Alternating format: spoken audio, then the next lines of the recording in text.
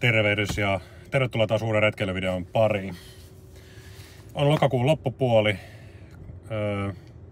Eilen siirryttiin talviaikaan ja kelloja siirrettiin tunnilla taaksepäin. Ja on sunnuntai-päivä ja mun matka jatkuu tonne Kurirahkan kansallispuistoon. Mulle ei ihan entuudestaan tuntematon kansallispuisto. Mulla on nyt alkamassa syysloma ja tarkoitus olisi viipyä luonnossa 1-2 yötä, katsotaan ihan fiiliksen mukaan. Mulla on tämmönen lämmin kotateltta mukana, mä oon aika fiiliksissä siitä. Eli saadaan kämppä helposti lämpimäksi. Ja tässä on ollut mielenkiintoisia kelejä nyt, että ollaan tässä syksy- ja talven rajamailla. En ole vielä vaihtanut talvirenkaita, se kuuluisi varmaan tuossa pikkuhiljaa vaihtaa ja mulla on ensi viikolle varattuna toi renkaiden vaihto. Ja se itse asiassa vähän vaikutti siihen, että minkä retkikohteen mä valitsin. Ja Kurirahka on semmonen runsaan parin tunnin ajomatka täältä Helsingistä, niin se valikoitu tällä kertaa matkakohteeksi. Niin näin. Aurinko paistaa kirkkaalta taivaalta.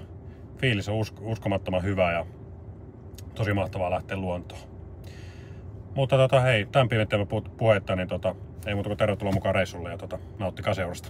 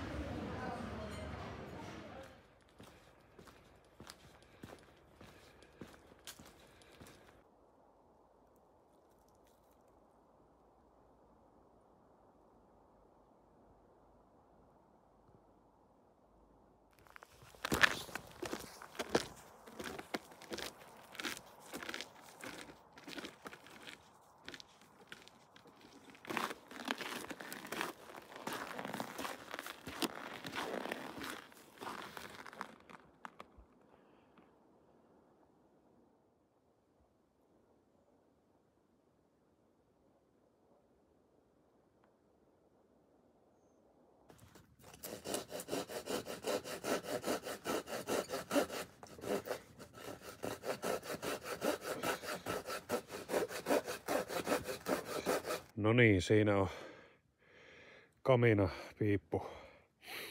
piippu laitettu. Vähän oli jäistä maata, mutta sainkin sitten pultattua noin kiilat maahan ja näin poispäin. Pikkasen lopussa toi katto, niin toi muoto vähän kärsi. Se oli alussa paljon parempi, mutta nyt se meni sitten tollaiseksi, mutta ei haittaa. Ihan jees.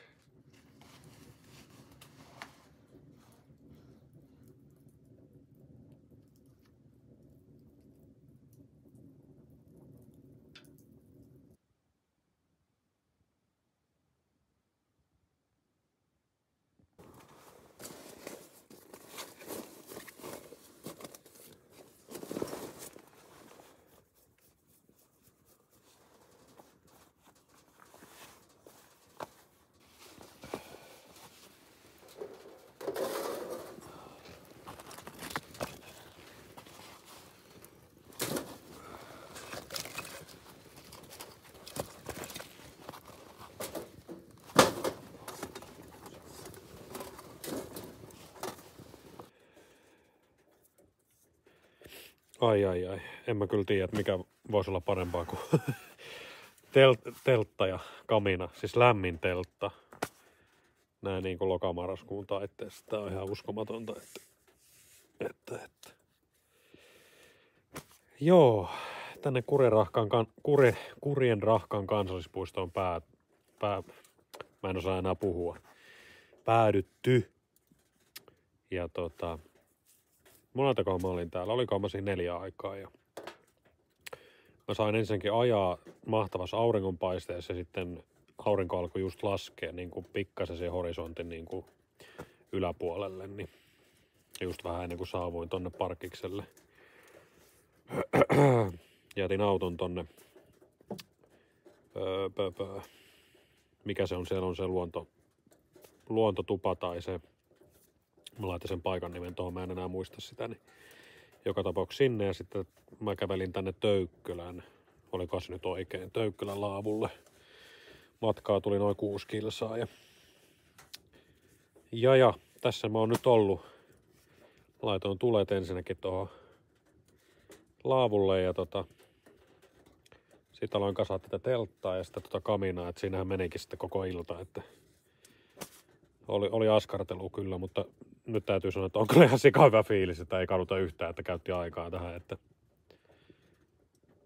että aivan mahtava juttu, että on tällainen systeemi niin kuin näin. Aivan mahtavia noita suomaisemia oli tossa ja sitten se oli peittynyt semmoiseen kuuraan. No ei enää, en tiedä onko se enää kuuraa, vaan semmoista jääpeitettä oli tuolla suolla, niin oli kyllä tommonen tosi kiva fiilis. Muutama aste pakkasta vaan. Nyt taitaa olla tällä hetkellä -4 ja tossa ennen auringonlaskua varmaan oli pikkasen vähemmän, että se oli tossa auton mittari näytti noin 0 ja mullahan on siis vielä kesärenkaat, että mä en tiedä onko ne tällä hetkellä laittomat, mutta mulla on itse asiassa ensi viikolla vasta toi renkaiden vaihto, niin yksi syy tulla tänne, tai yksi syy minkä takia tulin tänne Kurirahkaan oli se, että tää on sen verran lähellä, että täällä ei ois jäässä tiet. Mutta tietystihän alkaa olla se vuoden aika, että pakostakin vähän jäätyy tiet, mutta näin. Mä en ole ihan varma, onko mä 1 vai 2 yötä täällä. Mä luulen, että mä kyllä oon vaan 1 yön, että tässähän olisi mahdollisuus tehdä tämmönen Vajosuon vaellus. Se on 30 kilometriä ja mä oon nyt siitä vaeltanut tai patikoinut sen 6 kilsaa, niin mä luulen, että se on kyllä tähän 2 settiin sit jo ehkä vähän. Tai en mä itse tiedä, että jos huomenna patikoisi sitten eteenpäin, niin olisi sitten vähän pidempi päivä huomenna. Mulla siis teoriassa on kyllä niinku ruuat sitten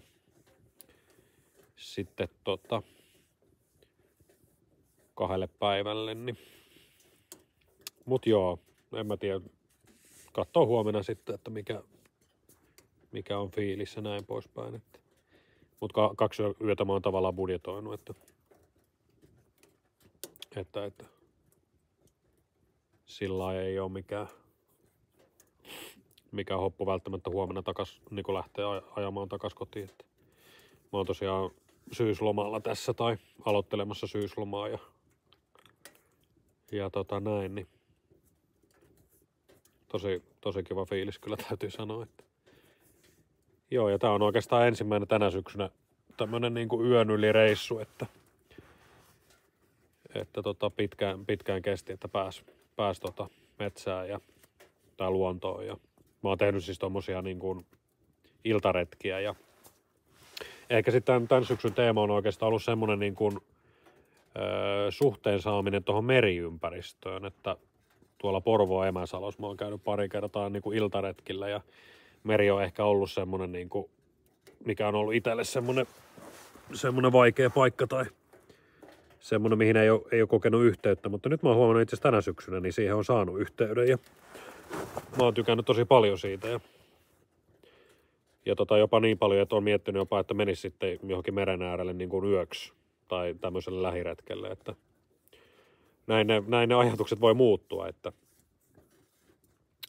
jos joku teistä katsojista miettii sitä, että miten tai joku ympäristö on semmoinen, että ei ole itselle ehkä semmoinen kaikkein läheisin, että se saattaa ajankuluessa muuttua kyllä se suhde, ainakin näin oman kokemuksen pohjalta, että Joo, kyllä tää tekee hyvää päästä luontoon, että on ollut tosi työntäyteinen syksy tässä ja näin, niin on oottanut tätä viikon lomaa tässä näin, niin tekee hyvää. Joo, eipä tässä muuta. Mä oikeastaan varmaan tulistelen tässä hetken ja harkitsen kahvinkeittoa tai sit mä menen suoraan nukkumaan. Joo, mutta palataan varmaan asiaan sitten huomisaamulla, niin ei muuta kuin hyviä öitä.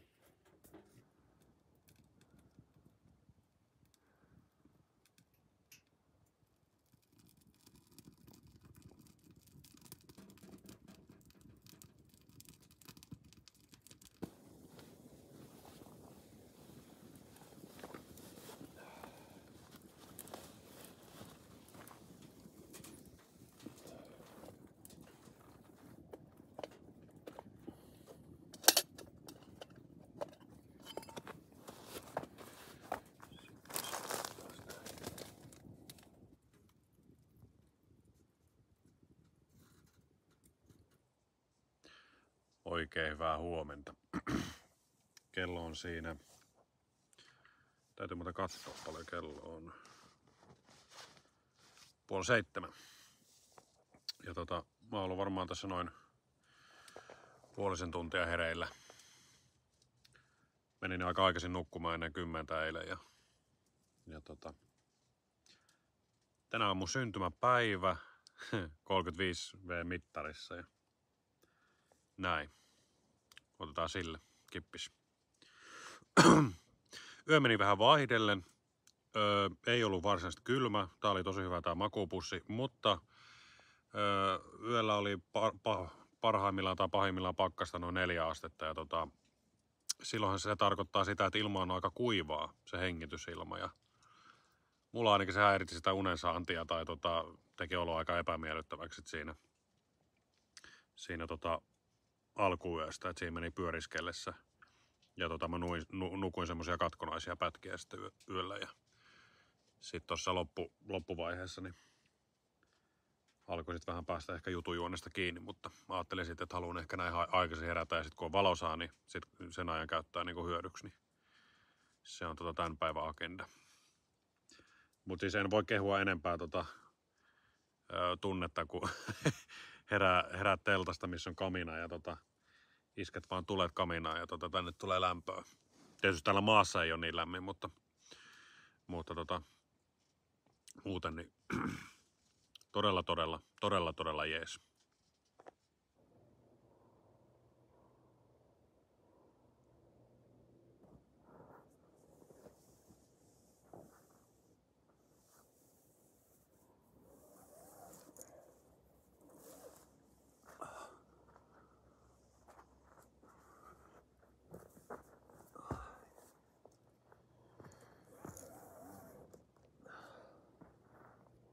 Mä kävin just Huussissa, joka on tosi siistiä. Sitten tässä vieressä on tämmönen ihan puuvajan tyyppinen. Täällä on vaan kuivikkeita.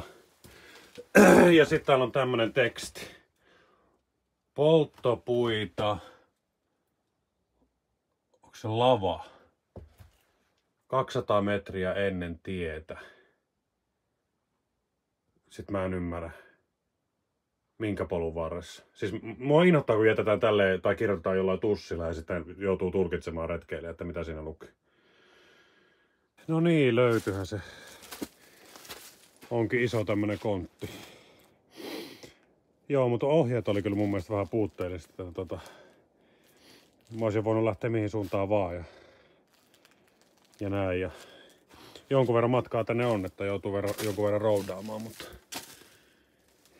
tässähän tätä nyt on. Mut joo, tosi hyvä. Ei muuta kuin kantoon ja näin pois. No niin, nyt on puut pienitty ja aika monen homma muuten. Oli aika isoja halkoja ja tässä ei ole kirvestä, vaan tommosia niinku, miksikä noit sanotaan, terät. En tiedä oikeeta nimeä, siis semmonen terä pöllin päällä ja siihen pitää hakata ja sitten tuossa seinässäkin on tommonen rauta, mutta mun mielestä ne on vähän epäkäytännöllisiä, että mä tykkäsin ihan klassisesta kirveestä itse. Joo. Kello on nyt mä en näe 8:30. Ja varmaan sitten pikkuhiljaa leirin purkua ja sitten mä mietin lounastamista, että Kurjenpesä oli muuten se, mistä mä lähin eilen liikkeelle. Mä huomasin tuossa viitotuksessa, mikä on tuossa tien varressa, niin siinä on nuo tieviitot, niin siellä oli Kurjenpesä mainittu. Täällä on tosi rauhallista. Pikkasen illuusiota rikkoo tuo autojen ääni, että mä kyllä kiinnitin huomiota siihen eilenkin, että tää on lähiretkeily täällä Etelä-Suomessa, että mutta se nyt on pientä, että onneksi näitä on onneksi on mahdollisuuksia kuitenkin.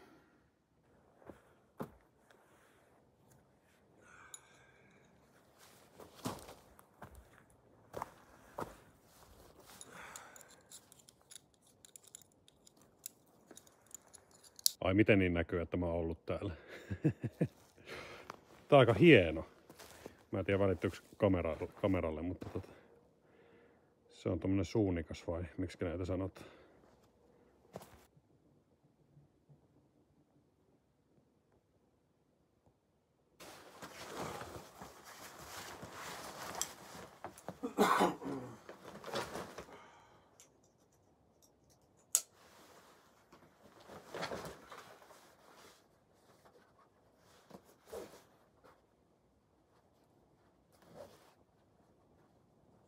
Kiitos Töykkälä, palvelit hyvin.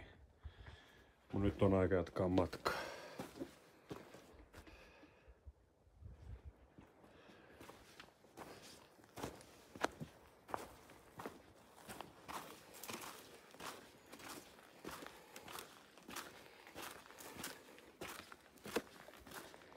On kyllä todella hienoa maisemaa täällä. Tällaista suota ja pitkälle näkyy täältä. Niin. Ja sit kun on tuo maa kuurassa, niin on kyllä tosi hienoa. Aivan loistava paikka kyllä tää Kurenrahkakin, että ihan hyvä valinta tulla tänne.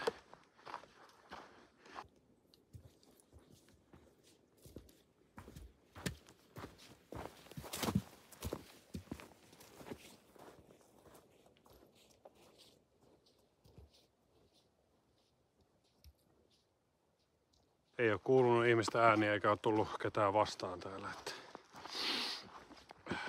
tänään on maanantai, niin ehkä senkään takia sitten tää vuoden aika siihen lisämausteeksi tähän soppaan, niin se tarkoittaa sitä, että ei ole muita kulkijoita. Se on oikeastaan niin kuin osasyy siihen, että miksi tää vuoden aika on itselle semmonen, että toisaalta joo, tykkään siis just siitä, että kun suuri osa ihmistä, niin ketkä muutenkin retkeilee tai retkeilee ehkä sulamaa aikaan tai kevät, kesä, ehkä alkusyksy, mutta sitten tämä marraskuu taite alkaa olla sitten sellaista, että ei tykätä mennä. Nyt mun täytyy käydä, tuolla on tämmönen lintutorni. Käydään katsoa vähän maisemia.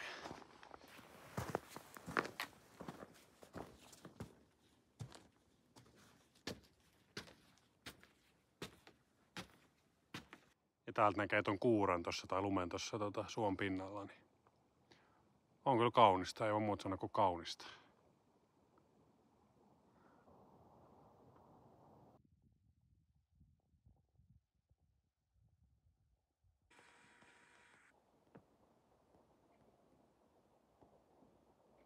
No niin, mä tulin tämmöiselle must-see-kohteelle täällä Kurenrahkan kansallispuistossa, eli Kuhan Kuonolle.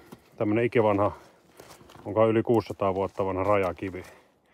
Ja tässä ristää 7 kunnan rajat. Siinä on Aura, Pöytyä. Mikäs siinä on?